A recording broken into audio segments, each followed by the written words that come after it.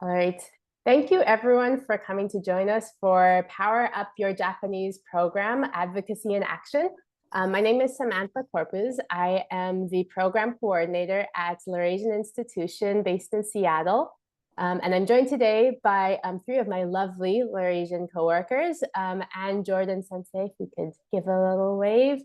Gabriel Rebeck here in the Seattle office as well, and Jacqueline Bevering also here in the Seattle office. We're also joined by Japan Foundation Los Angeles' Mike Penny. Mike, if you want to give a little wave.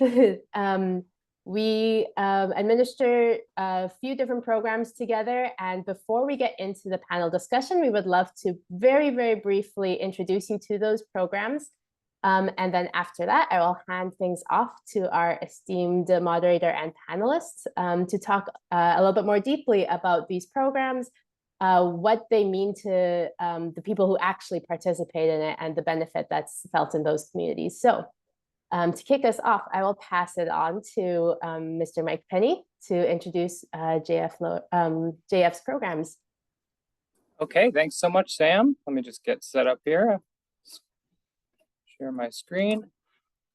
Okay, konnichiwa minasan. Yes, thank you very much for taking time out of your busy day to join us today for what I'm sure will be a very informative discussion with our fabulous panel of educators. My name is Mike Penny, and I'm a grant specialist with the Japan Foundation Los Angeles. Happy to share today with you a few of the grant programs and other resources that we offer. So for those of you who don't know, Japan Foundation is a public institution of Japan that was founded in 1972. We're dedicated to carrying out international cultural exchange programs throughout the world. And our office, Japan Foundation Los Angeles, was actually established a little bit later in 1983. And our office mainly focuses on supporting Japanese language education in all 50 states. And we also present arts and cultural programming in the 13 states west of the Rockies. We have 26 offices, 25 different countries. The US is lucky, we get 2. We have our sister office in New York, so LA and New York.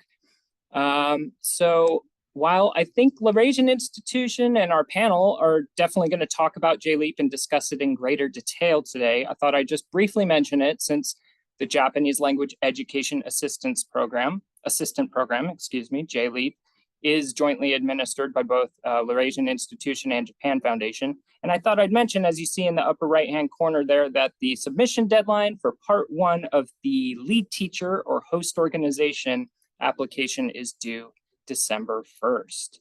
So now I'm going to get on to our grants. And I just mentioned that with JLEAP kind of in mind, a lot of these grants can potentially create some synergy. If you are a JLEAP participant and you want to throw perhaps a local event to encourage local Japanese language learners in your program and elsewhere in the district, some of these grants can be used at the same time. So keep that in mind and maybe we'll generate some ideas. So I'm going to be going over 4 of our grants today.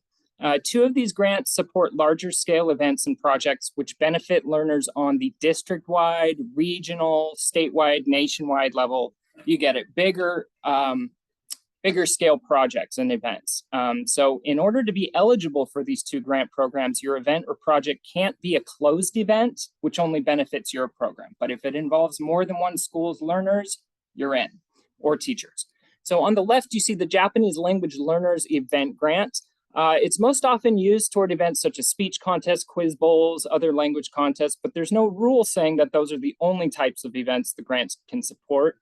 You basically just need, in order to be eligible, an event that's going to benefit learners from more than one program, be designed to motivate those learners in their studies.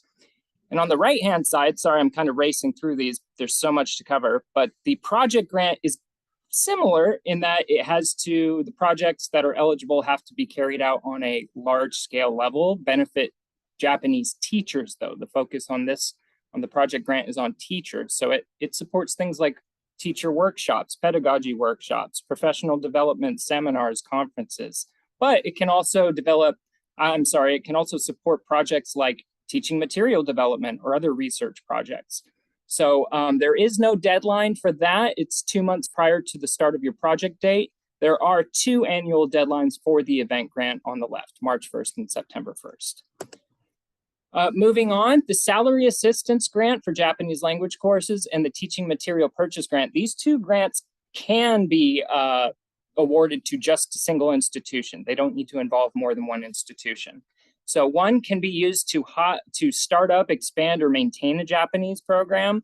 The other is a material stipend, much like the one you get in JLEAP if you are accepted into the program. Okay, we have a lot of on-demand content on Japan Foundation's Los Angeles's YouTube playlist. We also have a lot on our Japan Foundation headquarters YouTube playlist. Lots of videos that can be incorporated into your classroom teaching.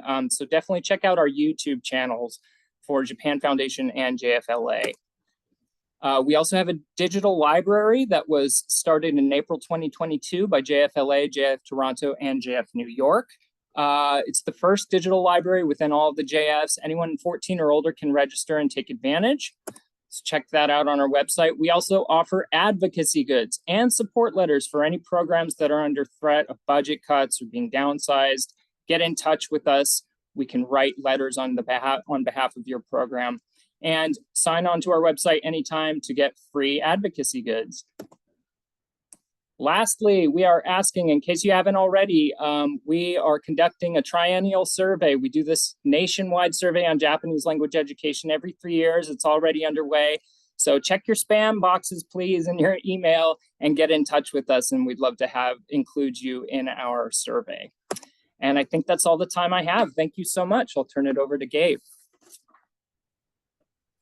Thank you very much, Mike. I appreciate you sharing some of the information about Japan Foundation and some of the programs that you have. I would like to continue on that by talking about Laurasian Institution and some of the programs that we have. And I did sort of want to spotlight this specifically, that Japan Foundation is one very large and very amazing entity that does a lot of amazing work. Laurasian Institution, we are a separate organization. However, we partner with Japan Foundation in order to facilitate a lot of their programs. And so we do have programs together with Japan Foundation, and then we also have programs separate from them that are our own, and some other programs as well. And so I'd like to talk a little bit about some of the programs that we do, just to round out the additional resources that exist before we get into the panel discussion. But I also wanted to thank Mike for mentioning the JLEAP program specifically, as that's one of our big programs that we do jointly together with Japan Foundation. And so I will also mention just a little bit more about that in a moment. But Laurasian Institution, who we are, we specialize in programs of academic exchange, particularly between the US and Japan. In terms of the numbers of people reached, we are the largest group doing US-Japan exchange programs in the United States. We've got people doing outreach all over the place, and we're very proud of the impact that we have. We've been doing it for over 30 years, and we do programs not just with Japan Foundation, but we do programs directly partnering with Japanese Ministry of Foreign Affairs, directly partnering with the United States State Department, and so we are pretty well connected with a lot of the major players that are doing this stuff. So we've got a lot to offer because of it. But the actual programs that we do have to offer, I'd like to tell you just a little bit more about. First of all, the Japan Outreach Initiative, or JOY program. And so JOY and the one that Mike mentioned earlier, JLEAP, were both originally pitched to the Japanese Ministry of Foreign Affairs as reverse jet programs. So both of these programs dispatch Japanese teachers from Japan to the United States in order to live for 2 years. And in the case of JOY, they do Japanese cultural outreach. So you can see in the photo we have here, so they've organized a little tea ceremony lesson. Sorry, Gabe, I'm just going to stop you quickly. It looks like your screen is, I'm not sure if anyone else is seeing this, but the share screen is flickering back and forth between the app view of PowerPoint and the slide that you are on. So we're actually, it's getting, you may maybe try resharing our or sharing from a different app or something. Sure. Yeah. Thanks for letting me know. No. I appreciate that. Yeah, because it looked normal on mine, so I appreciate you letting me know that it didn't look normal for you. So let me try a different way of doing this and see if it works better. I love the optimism, Anne Sensei. Special effect would be very cool. That looks more stable now on my side, Gabe. Is it working? Should we give it a second and make sure it's so far everybody so okay? good. Yeah, I Okay. think so. Please interrupt me if it starts doing that again. Because I actually I did the same thing, and it's so I'm a little bit worried it might slip back into it again. But we'll trudge through and just stop me if it does the same thing again. But anyway, so the Japan Outreach Initiative, like I said, similar to a reverse jet style program, dispatches Japanese cultural outreach coordinators around the United States. And typically host organizations for the Japan Outreach Initiative would be colleges, universities, nonprofit groups. We've done Japanese gardens, the museums, basically, Japan America societies are a big one. Basically any organization that wants to increase the amount of Japanese cultural outreach that they're doing, we would at least be interested in considering that for the Joy program. But colleges make up the lion's share, followed then by perhaps Japan America societies and then other organizations beyond that as well. So the Japan Outreach Initiative really focuses on bringing Japanese education about Japan into areas of the United States that don't have much opportunity for education about Japan. And so that's very specifically the South, the Midwest, and the mountain region. So the coasts, unfortunately, are not eligible to be host sites for the Japan Outreach Initiative. Would always love to expand, so maybe check back in the future if you're in one of those areas. But either way, the Japan Outreach Initiative is another one of our programs that we're very proud of, sending Japanese cultural outreach around the United States. Joy's sister program, if you want to call it that, the one that Mr. Mike Penny was talking about earlier, the Japanese Language Education Assistant Program, JLEAP. So this one also in reverse jet style fashion, it sends Japanese language teachers from Japan to the United States for 2-year terms to teach together with a lead teacher in K through 12 schools here in the United States. Japanese assistant teachers, ATs as we call them, they cannot teach alone. They have to team teach together with a lead teacher, the LT. And so in this case, you see Carla Button, our lovely lead teacher on the left, and May, her AT on the right. They were a great team close to Chicago. They really do form an interesting team teaching relationship, but through that, there's so much program advocacy that can be done. The assistant teacher is somebody who comes from Japan with recent lived experience in Japan, also, of course, a native speaker. The students get very interested to speak with them, interact with them. The sort of rumor spread around the school of the class that has this cool visitor from Japan, maybe knows something about Naruto, that kind of stuff. And so the assistant teachers get students very interested and excited about their Japanese language studies. And this can help to grow a program just a little bit, like I said, by getting students excited, by getting students interested, more students perhaps sign up. And then hopefully then if there are other, so if the high school feeds directly into colleges or other sort of local area, local educational institutions doing Japanese language study or classes, students could then move on to that. So it's kind of creating a little bit of an ecosystem too, where we try to support various programs in the area, not just at that one high school, but at other schools in the area as well.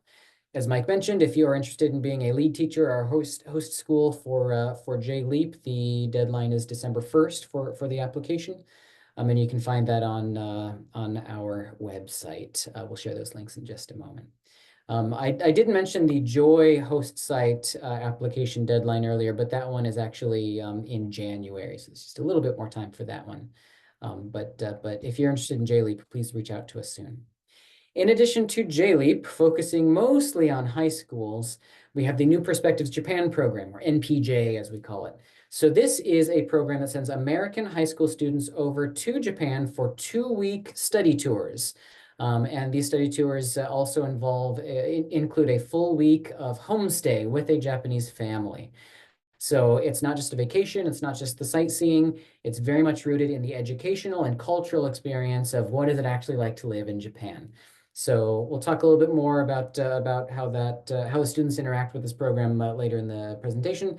But basically, they spend about 3.5 days in Tokyo doing sightseeing, study days selected by the teacher. and then a full week at a host school living with a homestay family, and then about 3.5 days in Kyoto, where they do some additional study days and sightseeing and that kind of thing. And that's something that anybody can sign up for. It is participant paid, so even though Joy and JLEAP are fully paid, they are designed so that there is no cost supposed to be borne by the host organization. NPJ is one that the students do have to pay for, although we do offer scholarships when they are signing up. New Perspectives Japan, they really, again, get the students interested and excited about their Japanese studies. That immersion time does wonders for their language studies, but also when they come back buzzing with excitement about what they did and what they saw in Japan, they bring that into the classroom, back to the school, and other students get very excited to hear about that class where you get to go to Japan. People get super excited about it. So as Laurasian Institution, we also do other programs such as Tomodachi Initiative. We partner with USJC for that one. We also partner with JICE through the Ministry of Foreign Affairs, through the Kakehashi Project. These are mostly programs that bring Japanese students into the United States for homestays here, cultural exchange, that kind of thing. These aren't really programs that you can sign up for directly. However, if you have a relationship with us, we usually talk to the teachers that we know through NPJ, through JLEAP, through Joy for host schools for these kinds of things. And so if you build, kind of like Mike was talking about earlier, if you build a relationship with us, then you might actually have some of these other opportunities through us as well. Here are some of our socials. We'll share those with you later on, so you can maybe connect with some of those and see all the exact details about these programs. But let's hear from the actual teachers. How about that? You can hear about how these programs will actually benefit your students directly. So that's enough for me. Why don't we move on to our panel? Sam, is that the next step? Great. Thank you so much for that, Gabe. And I would like to introduce our oh, hang on. Oh, there you are. I'd like to introduce our moderator, Mr. Cameron Chien. He is a former JLEAP LT, but he is also one of our trainers for the JLEAP program.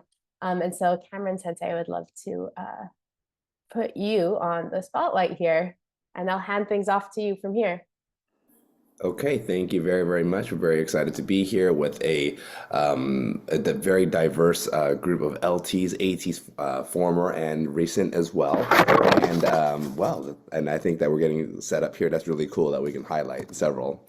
So before we continue to go on, I would like to just use this opportunity just for each person of our panelists. Can you quickly introduce yourself, your name, your school, and just kind of which area you're in, just maybe like your state? That would be really helpful. Can we start with Hojo Sensei, please? Yes, my name is Elizabeth Hojo, and I'm in the Woodlands College Park in Texas, so just north of Houston, and first-time JLEAP participant.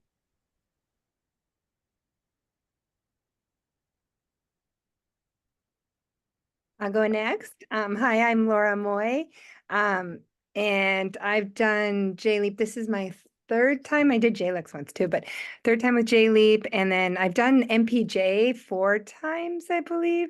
So yeah, I have experience with these programs. Obviously, I keep coming back, so that says a lot. Oh, I'm at Eastview High School in Apple Valley, Minnesota. Okay, I'm at Los Gatos High School, and my name is Kumi Kobayashi. And the first time JLEAP lead teacher with Hojo Sensei and Laura Sensei. We're the second year now. And I also have done JLEX program as an AT a long time ago, 99 to 2001. So that's basically start my career anyway. And I have done NJ, the New Perspective Japan. That is also a long time ago. But yeah, anyway, so thank you for all the program you offer. Hello everyone, my name is Ryo Nakayama. I'm currently teach Japanese at the University of Pennsylvania. And from 2018 to 2020, I participate in the JLEAP program as an assistant teacher.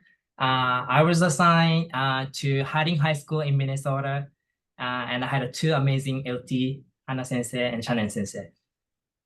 Nice to meet you. Thank you very, very much, board. So as we can see, we really have a very diverse board here. Those with many years, many cycles through the same program, and those who have participated in various programs. Today, we're going to be talking about mainly 3 items. The first of which is going to be JLEAP. And it seemed like a lot of our those who signed up wanted to learn more about JLEAP. So let's talk a little bit more about that first. So JLEAP, we've heard that this is kind of like the reverse JET program, I think Gabe-san said earlier. And then this is also JLEX. We heard that from Laura Sensei and Kumi Sensei as well. And as we kind of know what the program is. Sure, there are Japanese teachers that come, but what were your experiences like? We often say every situation is different. So we'd love to hear about what are some of your insights of like your highlights. What are some highlights of appreciation that you had from your experience on the program? Can we start with, let's see, Kumi Sensei, can you tell us a little bit? Okay, so I'm a native speaker of Japanese, but JLEAP is a great program. I appreciate having another teacher, younger teacher from Japan, and with me teaching every day. There's a couple things I want to mention. First of all, my AT is a male young teacher. I'm so lucky because I have so many boy students, so many boy energy in my class. And for them, I'm their mom's age, and I cannot pretend I'm one of them. That's weird, and I don't have that energy. So it's great to have my AT really working with them, understanding their energy. This is how it's like. And say they're doing their best. I think they're doing good. Okay, I think I really appreciate having another perspective of what's going on in the classroom. And also, he brings culture. I don't play games. I don't watch anime, but he does, and he enjoys it. So that's something that he can share his passion. And I'm learning a lot about what's happening. I don't really love them, but oh, I see. And he just brings in something very spontaneously. That's also something the current culture is all about. And also, I appreciate having another person to talk about how to plan lesson. I have so many things. I want to talk about things and I can come up with better idea. So I love the process of having someone to work with. And it takes time, but it's worthwhile because we can produce something better and I can learn different way of looking at things. So that's basically summarized. That's great. Thank you so much. So we're hearing that there are many things that your AT is able to fill in gaps that you may not have and bring in that new perspective. So someone say for Laura Sensei, who's done this, you said 3 times on JLEAP and 1 time on JLEX. So you are a super repeater. So tell us, like, what were some highlights for you? Was it the same every single time? What is it? Please share. Well, one thing that is the same every time is I would say the high quality of assistance, like Nakayama, and yes, we just really high quality of people. They go through a really rigorous process to be accepted, and then they try to match you really well. And I think the Laurasian Institution just does an amazing job with that. And I would ditto with what Kumi Sensei said. Just having someone young, new, like I haven't lived there for 25 years. Japan's, I go back every 2 years, but it's not the same. And so to have that young new person with current knowledge, current language is just so vibrant. For me, though, the biggest is going to be just having that other person with that relationship, building that relationship with the students, and a young, vibrant person to build that with them. It helps the entire program. It brings a richness to our program that can be brought no other way. That's great. So far we've heard the benefits that the LTs, the lead teachers, see, and also a glimpse of what our students experience. Let's hear from an former assistant teacher from Ryo Sensei. How is it like for you when you went through the program? So it's been several years. I think you're year 8. So can you tell us your experience while you went through it? Yes, so I think one of the highlight was building a connection with LT, and not only with LT but also other teacher in the other school and the university and college or other institution. So Actually, I majored in Japanese education in college, but I was hoping to teach Japanese in a foreign country, but it was really it was really challenging for, inexperienced teacher to secure a position in, in another country. So JLIP is a really good start to pursue my career. And I only have a passion of teaching Japanese, but I didn't have any experience. But in Minnesota, my LT helped me to create a better classes. Also, Jelly provides me great training and dedicated support. So it was a really good opportunity for me to start my career in the US. Let's keep it here for a second because you mentioned about you had the passion, but without that experience, something tangible for you to actually feel how a classroom feels like with students, it's not very useful. But since you've had both now, can you tell us how JLEAP has impacted you after the program? So what are you doing right now? You mentioned about you're out in UPenn. Yes, you can. So I really respect for high school teacher and like K-12 teachers. They have a lot of ideas, and I applied the idea into my university's class. So that it was really great opportunity to teach at high school with my LT. That's so great. Thank you so much for sharing that. So, okay, we're hearing a lot of the positives of this program from the LT, AT perspective, but at the same time, things can't always be super smooth, right? What are some pieces of advice that we might have? So, Elizabeth Sensei, you're in your first time going through JLEAP right now in year 2. Can you tell us, if you were to speak to yourself going into the program, before you go into the program, what are some things that you would say that you would have wished that you've known to expect, and any other advice that you might offer yourself? Yeah, sure. I think when I first applied, I didn't realize the type of scrutiny and attention that would be paid attention to the way I teach as an LT, and we really go over how lessons are built, best teaching practices. And I think we all do a great job of this, but telling myself, have an open mind, we're going to be bringing in culture, more cultural ideas from Japan. And like this year, my AT Honoka, or the past year, she did with Furoshiki, and it was a totally new idea, and the kids loved it, and it just reinvigorated and reminded me I could put that inside in an easier way than I think, because I think sometimes teachers worry they can't fit their curriculum, they can't keep on pace, but we were able to still do all these things, so it was kind of nice to know you could take those challenges. Also, when the ATs first get here in their first year, in their first month, I'm so sorry, they need a lot of support starting out. And now I kind of knew Hanukkah coming in, I would be helping her, like get set up for her car, taking her to the Social Security office to go get her Social Security number. But there's a lot of including her in acclimating to the environment, inviting her out to things that I needed to do, and making sure that the applicants understand it won't be like this forever, but you have a lot of kind of going along the, I guess, the settling in the beginning together, because they are adjusting to life here in America. They're trying to navigate host families, they're trying to navigate new schools, speaking more English, and it can be a lot. So just making sure you're there for them as a friend to help. That's great. Thank you so much. You mentioned about some logistical storms to kind of weather for the first month or so. This is for both LTs and ATs. But then, so speaking of that support, so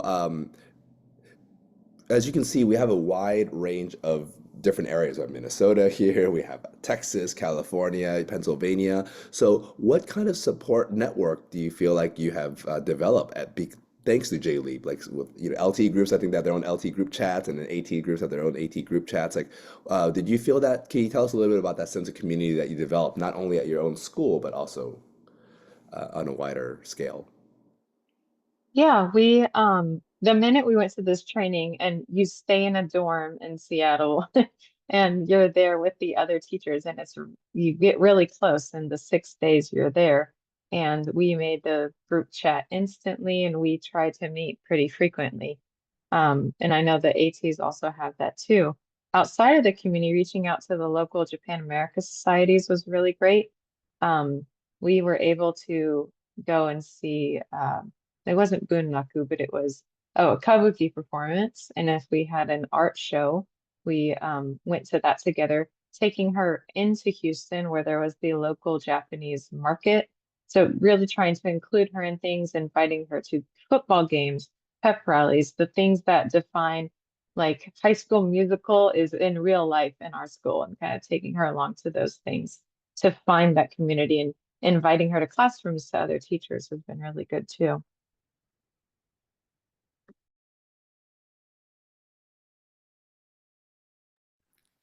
If anyone else wants to chime in. I just like to talk about like Ann Jordan and Saito Sensei and everybody. We're so lucky with the J-Leap program that we get these amazing, or Cameron Sensei too, these amazing leaders and educators who, like, they have made my program better from just attending these, week-long trainings, because like I'm bringing back best practices and modern practice, the up-to-date teaching techniques, research-based best practices, the whole deal. And they've made us do it. They make us work hard for that week of training, but we grow so much as like with our TAT. But like I come back with all this knowledge that I can share with my own district. And so like that 1 week of training, I've been able to share with my colleagues who teach other languages. And it's just so rich, again, rich. And this is a word I'm going to keep using with it, but like rich in that it's just so thoughtful. It's the top of the top. It's the best of the best. It's really an honor every time I know I get chosen again. I'm like, yes, so lucky. Because it really is just the top educators that you get to connect with. And it just, you just become a better teacher. Okay, I'll add to that Laura Sensei's point.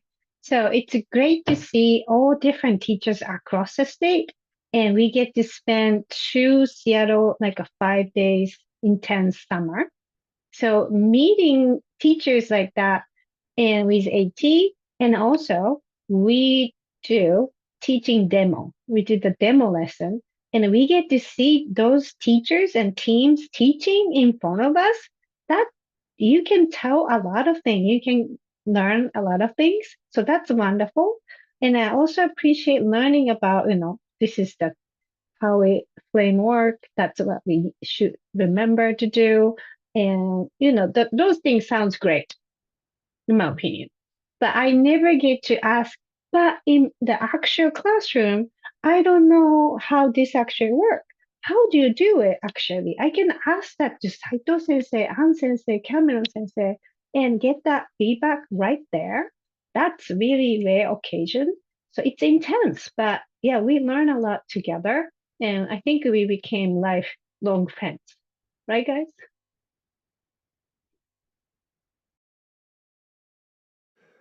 That is lovely. So I'm sure we can talk about J-Leap forever because there's so many different things to talk about, but I think we will have a Q&A session after this. So it's okay for us to just pivot a little bit, going to our second topic, which is one of the programs that was introduced by Gabe-san earlier, the new Perspectives Japan program. Now, just a quick review of this. This is a program where we send our students over there to Japan, and they get to homestay, they get to visit Japan and learn from there. And today in our panel, we have Laura Sensei and Kumi Sensei who have experienced sending students there. Can you tell us some insights or advice that you might have in regards to this program? Okay. Mine's pretty old memory, so I'll just go quick, short one. So I think that was before my kids. I took small number of students. I enjoyed the process that students get to choose the theme prior, and we receive material, get to learn about the topic, and they get to pick where they want to go. So they design the trip, and also there's a homestay, and I get to choose my home high school and made arrangement. We actually be able to visit. So there's some flexibility and lots of support. And when we do the tour, there's a somebody from Japan, which was actually my previous JLEX, somebody I knew. And then so we get to meet and they give us tickets already prepared. So it was enough support. And then we are kind of doing our own tour that we designed. So that was a special, nice memory I have. Thank you. Well, let's see. I recently took them in when was it? 2 years ago, 2023. And I'm going again this next summer. So I'm right now setting it up for my next. And I've taken groups as small as 12 and as big as 37. Last year it was 37. This next time is going to be about the same, I think. And what I like about, and I've looked at all programs because, when you have a lot of students, you're always looking for the best option. And I keep coming back to MPJ because the support when you're in Japan other than the host family, we have a host school who takes care of us. But when we're traveling in Tokyo and Kyoto, they're there in the hotel for us. There's Gabe and several staff are there all the time for us. Like with 37 students, I was going a little crazy. And I had kids who kept getting sick and I couldn't take the day off to take them to the hospital because I've got 36 other kids who want to go sightseeing, and those guys, they would take them to the hospital. They would take care of them, making sure they're okay. And so that kind of support, I don't know if there's another program out there. They're like that. And the second part is like what Kumi sensei said, is that it's not just the travel Japan. Those programs are everywhere. This is like a homestay, a cultural experience. And to get the homestay, and like Kumi sensei said, you can request what school, and as long as that school can accept you, they will work it out. I have a sister school too. And so my sister school the last time wasn't able to because it happened to overlap with their exams. But so then they found us different places. But this year I'm going to try my sister school again, which they've organized before for me because it's a little bit earlier. I think we can meet with them. But anyways, they're really flexible and they work with you, and the communication's really great. If I write an email, I get it back the same day usually. So I really appreciate that too. I mean, there's just those kind of things that are so important when you're a busy teacher with so many students trying to take them abroad, and that they're there to answer your questions right there. For that peace of mind. It's so essential. So it sounds like flexibility and support are really big pillars of this program. And we can see with a lot of heavy nodding right now from Laura Sensei, Kumi Sensei, that this is one big program that you might want to bring your students to Japan with. And some of us in our audience are also thinking like, oh my gosh, I didn't think about if my kids get sick, or so there's so many little parts, but not having to worry about that and really focus on your kids' experience there. That sounds really big. Thank you very much. So let's, if you have any other questions for this, please bring it into the Q&A session. And finally, let's pivot into our last one. This is about grants. Earlier, Mike Penny-san mentioned about the different grants that are offered from Japan Foundation, Los Angeles. Let's talk about the project grant first, the Project Professional Development Grant. And this is not so much for Japanese learners, but this is for Japanese teachers, for example, for education. And I believe that Elizabeth Sensei, you work with the JTAT, which is the Texas Association of Japanese Teachers. How did this grant help you? Can you share with us, please? Yeah, this grant allows us to bring in out-of-state professors, usually college professors, into our state for an in-person summer Benkyokai. We usually try to make, because Texas is big, just like California is too, and we want to try to gather the teachers together. So we try to provide a Japanese relevant professional development. And as you know, that's very difficult for us to find, even within foreign language education circles. And so by applying to this grant, we can offset the airfare, we can offset hotels to host those teachers who will lead this workshop. And it's like a 6-hour workshop.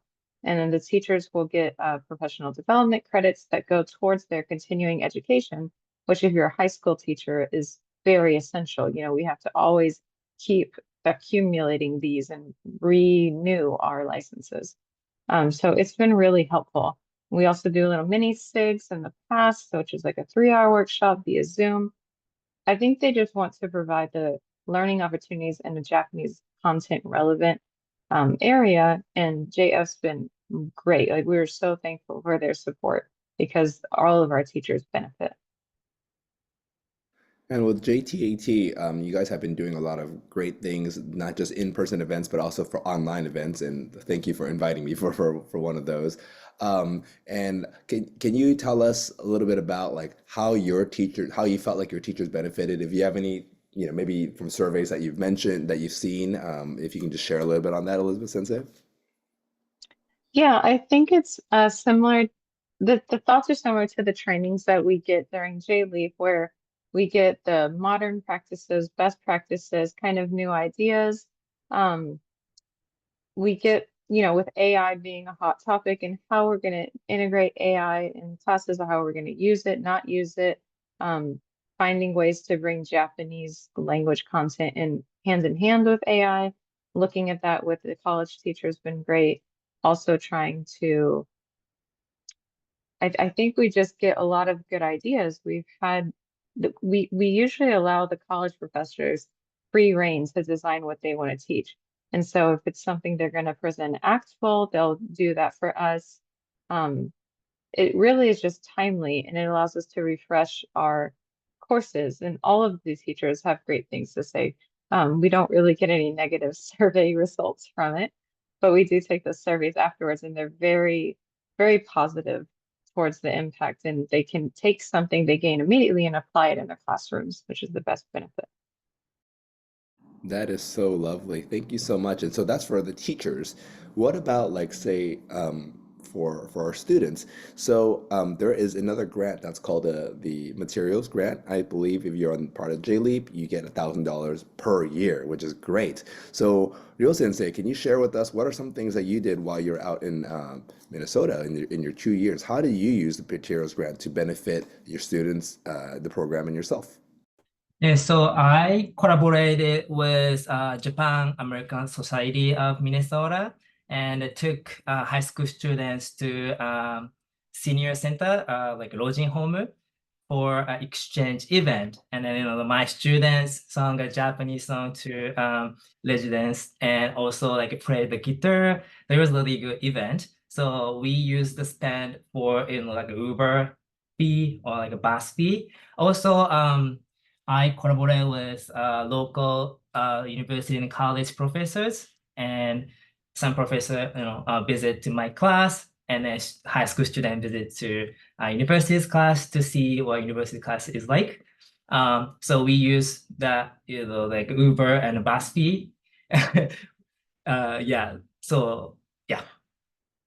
Also, we use the budget for onigiri action, or like cooking classes. The students always love that classes. That is so wonderful. Onigiri action, which is happening right now, actually. So some of the materials in order, like the rice itself, for example, just to make it. So that's great. And you also mentioned about bus and Uber, which are things you might not have thought about before. So it's interesting how we can use these materials grants for with some creativity, we can further expand on what we can spend it on. Laura Sensei, what did you spend the materials grant on in the few times that you've been on the program?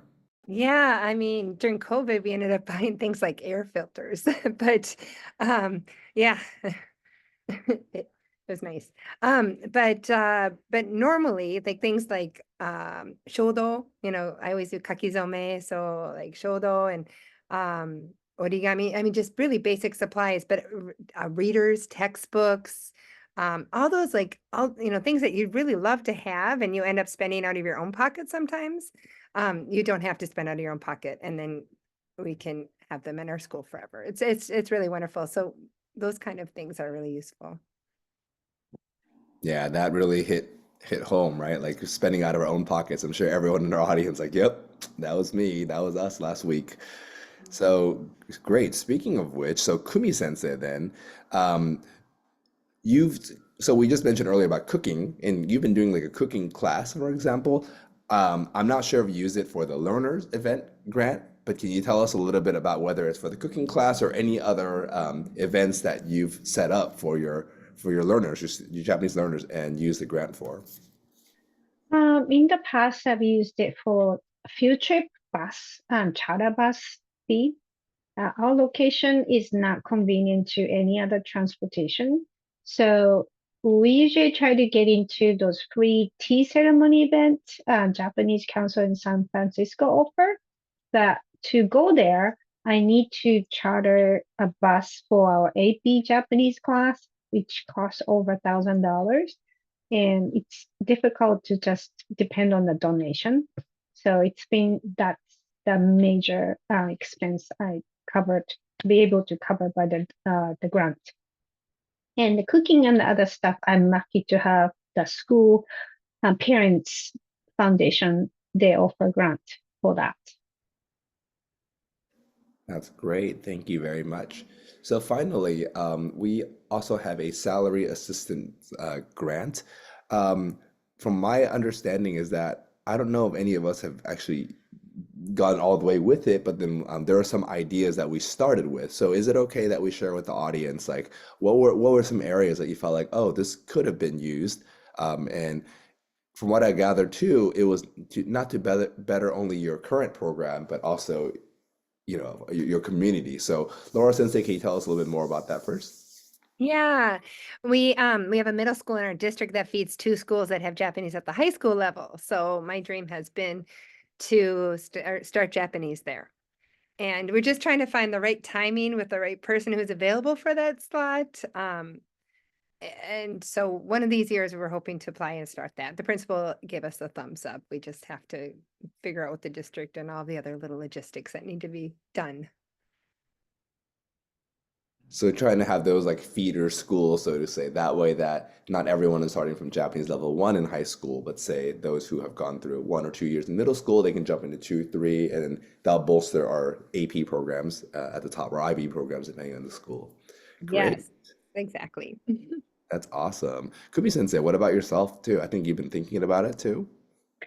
Yes, we've tried to approach our feeder middle school, which only have Spanish and French, and bring it Japanese. But because of the COVID, before and after, enrollment is now going up. So they didn't want to commit to adding a program, even we have 2-year support.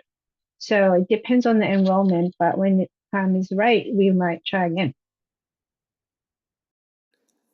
Okay, that's great. Thank you very much. Now, I think with the last segment here, we've talked about a few things. We talked about J-Leap program, we talked about New Perspectives Japan, and we also talked about some grants. Now, granted, there might have been something that I've been missing from each person. Maybe there's something else that you wanted to say. This is a chance.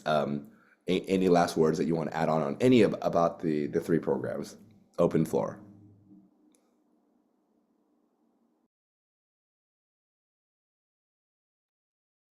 So If you want, sorry, go ahead. go.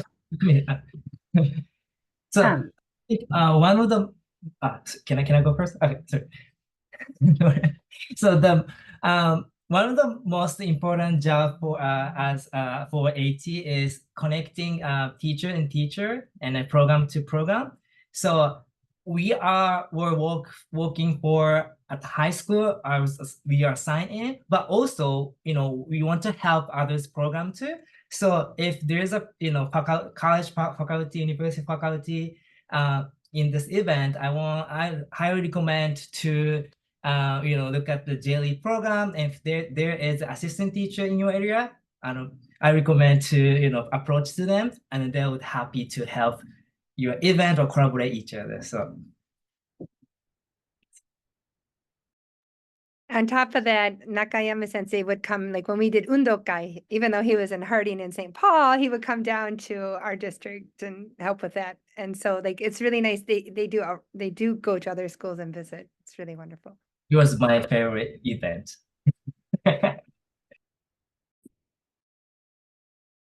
I just want to add, if you wonder, should I not? Because it might be a lot of commitment. It is, but it really helped me to open up my way of thinking, and it really pays off. So if you're wondering, and then when I see my students really enjoying and having great time, I also get to enjoy better because we have another teacher. So really recommend trying. I think it's a great program.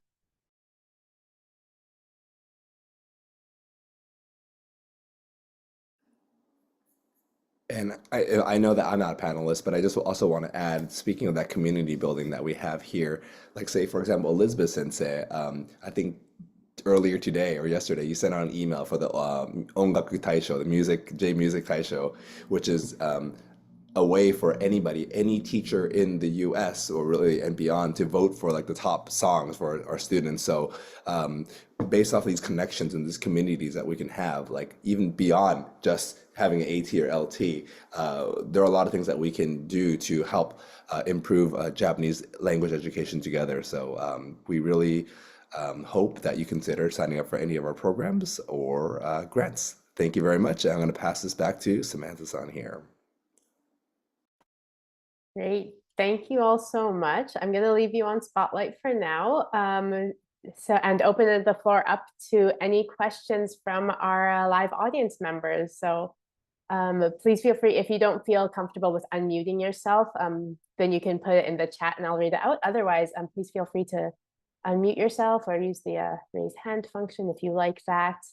I just want to say thank you for all the panelists. And I mainly came here, just being honest, I wanted to get more information about the new perspectives, Japan, and wanted to hear those teachers who participated.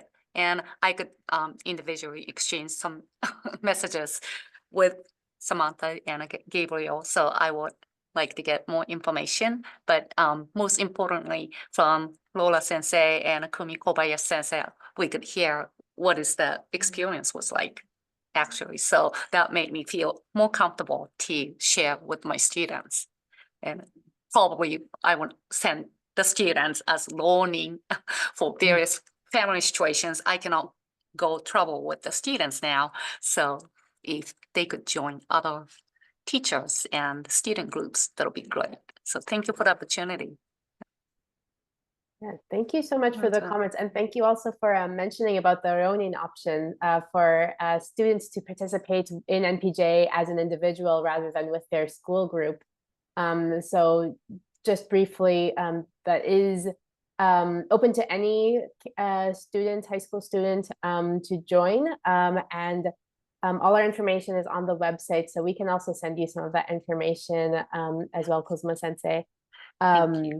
Yeah, but it is a really great opportunity for students, and it's a nice sort of method of advocacy, you know, to have a student go on this trip and then come back and share their experiences with your students. We had a lot of students who participated as Ronin this past summer.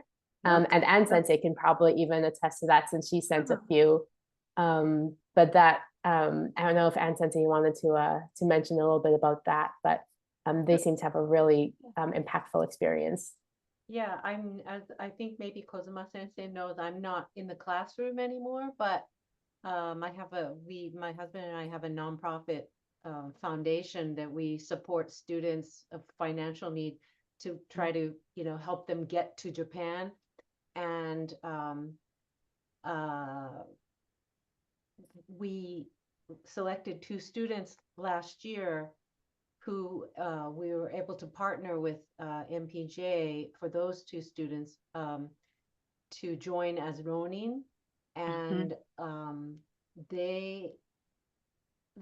I will say that Samantha did a fantastic job of really finding the right school, you know, the right school group to match them with, because, you know, it's not just any group, right? You know, so you just really did such a great job with that. And those 2 girls, I think their lives were changed, and it's not an exaggeration, you know, to have been able to participate in that, especially the homestay, you know, portion. We were, I mean, I was very, you know, impressed and grateful for all that support that they gave. Great, thank you. And that scholarship or your financial support, is it connected to Laurasian Institute? No, or total yeah, that's just something that my husband and I started when we retired, that students who are studying Japanese in the Los Gatos High Okay. And also in the Salinas High School District, because those are the two schools districts we're connected with. I see. Yeah. That's wonderful. Yeah. Yeah. So, but we were fortunate to be able to have an organization we felt comfortable with, that we could send students. I understand. Yeah. Well, it's great to hear. You're giving back to the local and school communities. Thank you so much. And not only about the travels, but I could get the good insights and some donation program and other J-Leap, even if I'm not ready for that, hearing that firsthand experiences from other teachers across the states, that's something that I cannot get to hear all the time. So thank you so much for everybody's input, insight. Yeah, thank you. And thank you, Ann Sensei, for sharing those really kind words about NPJ for your two scholarship students. NPJ does have their own scholarship program as well, and it is applicable for any Ronin students also. So if you do have some students in mind, Kozuma Sensei, then certainly they would be eligible as well to apply for a scholarship. We try to, make the program, we know that travel, especially, international travel to Japan is not, it's not always possible for everyone, financially. And so we try to lessen that burden where we can.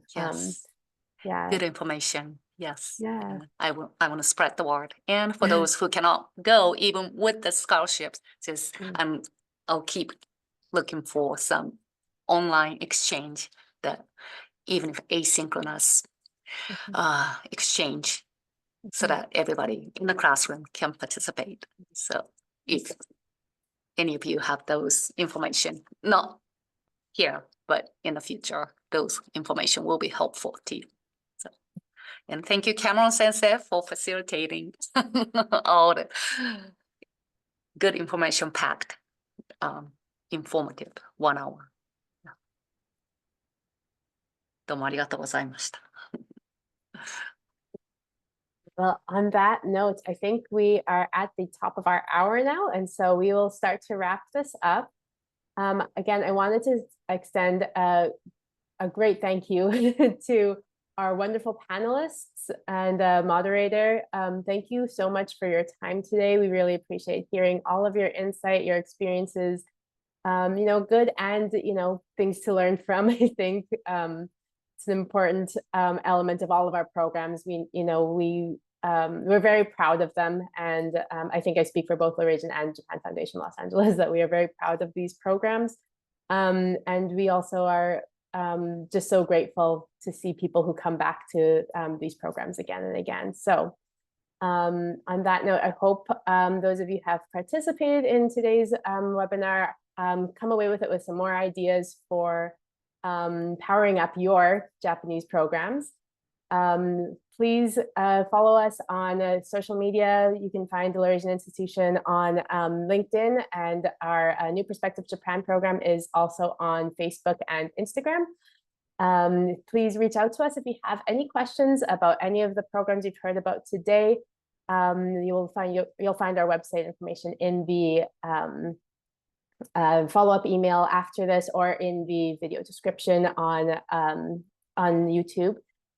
We hope everyone has a wonderful Halloween coming up. If you're watching this in real time, be safe out there. Watch out for the spookies and everything. And we will hope to see you at the next webinar. Have a great day. Bye-bye.